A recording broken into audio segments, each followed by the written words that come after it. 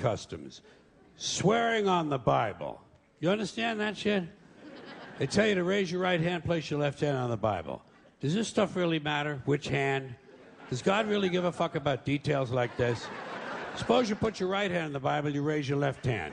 Would that count? Or would God say, sorry, wrong hand, try again? And why does one hand have to be raised? What is the magic in this gesture? This seems like some sort of a primitive voodoo mojo shtick. Why not put your left hand on the Bible, let your right hand hang down by your side? It's more natural. Or put it in your pocket. Remember what your mother used to say? Don't put your hands in your pockets. Does she know something we don't know? Is this hand shit really important? Well, let's get back to the Bible, America's favorite national theatrical prop. Suppose the Bible they hand you to swear on is upside down, or backward, or both, and you swear to tell the truth on an upside-down, backward Bible. Would that count?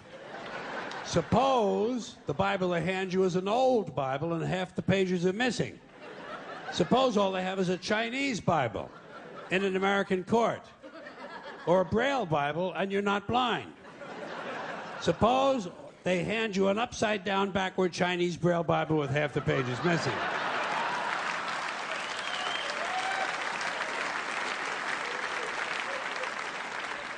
At what point does all of this stuff just break down and become just a lot of stupid shit that somebody made up? They fucking made it up, folks. It's make-believe. It's make-believe. Now, all right. Okay. Let's leave the Bible aside. We'll get back to the science fiction reading later. The more important question is, what is the big deal about swearing to God in the first place? Why does swearing to God mean you're going to tell the truth? Wouldn't affect me. If they said to me, you swear to tell the truth, the whole truth, and nothing but the truth, to help you God, I'd say, yeah. I'll tell you about as much truth as the people who wrote that fucking Bible. How do you like that? Huh?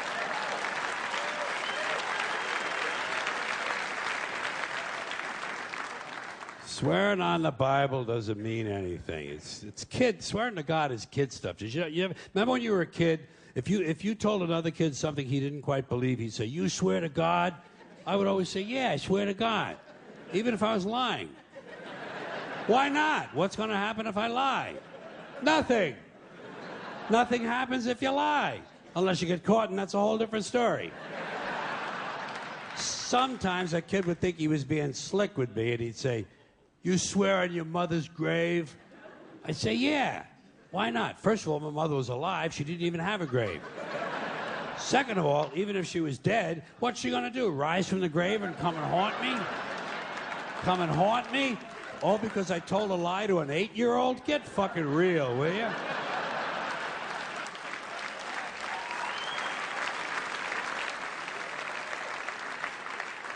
Sometimes I would say, I swear on my mother's tits. Kids are impressed with things like that. I mean, I don't care about my mother's tits either. I don't care if they fell off. Fuck her. Not my problem. They're your tits, Ma. You keep an eye on them. Swearing to God doesn't mean anything. Swearing on the Bible doesn't mean anything. You know why? Because Bible or no Bible, God or no God, if it suits their purposes, people are going to lie in court. The police do it all the time. All the time. Yes, they do. It's part of their job to protect, to serve, and to commit perjury whenever it supports the state's case. Swearing on the Bible is just one more way of controlling people and keeping them in line, and it's one more thing that holds us back as a species.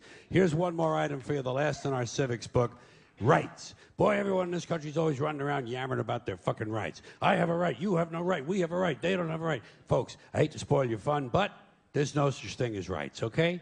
They're imaginary. We made them up, like the Boogeyman, the Three Little Pigs, Pinocchio, Mother Goose, shit like that. Rights are an idea. They're just imaginary. They're a cute idea. Cute. But that's all. Cute and fictional. But if you think you do have rights, let me ask you this. Where do they come from? People say, well, they come from God. They're God-given rights. Oh, fuck. Here we go again. Here we go again. The God excuse, the last refuge of a man with no answers and no argument. It came from God. Anything we can't describe must have come from God.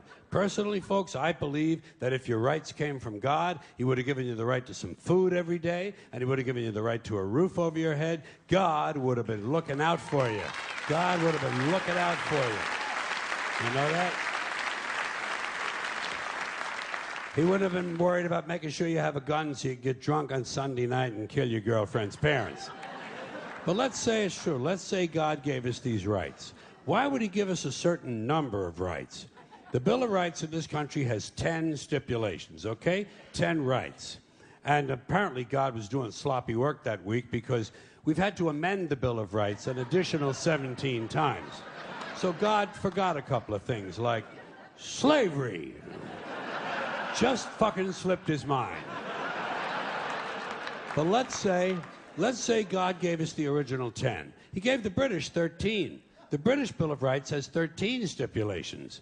The Germans have 29. The Belgians have 25. The Swedish have only 6. And some people in the world have no rights at all. What kind of a fucking goddamn God-given deal is that? No rights at all? Why would God give different people in different countries different numbers of different rights? Boredom? Amusement? Bad arithmetic? Do we find out at long last, after all this time, that God is weak in math skills? Doesn't sound like divine planning to me. Sounds more like human planning. Sounds more like one group trying to control another group. In other words, business as usual in America. Now, if you think you do have rights, one last assignment for you. Next time you're at the computer, get on the internet, go to Wikipedia. When you get to Wikipedia, in the search field for Wikipedia, I want you to type in Japanese Americans 1942, and you'll find out all about your precious fucking rights, okay? All right. You know about it. You know about it. Yeah.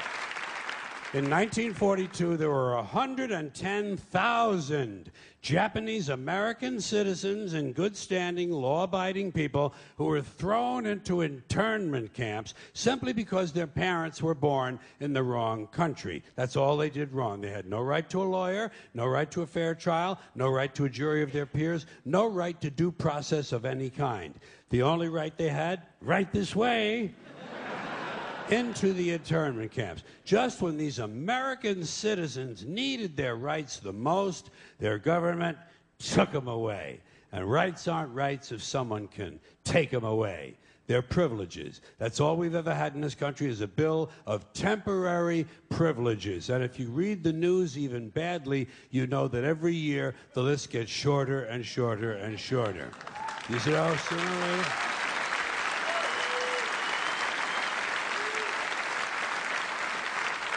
Yeah.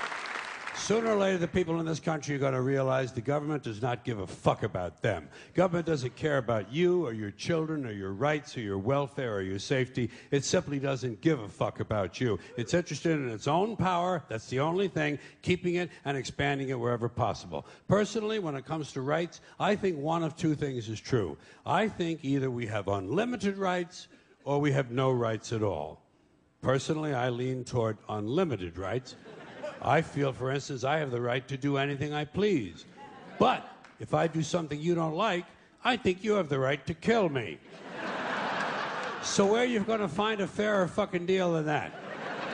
So the next time some asshole says to you, I have a right to my opinion, you say, oh yeah? Well, I have a right to my opinion, and my opinion is you have no right to your opinion. Then shoot the fuck and walk away. Thank you.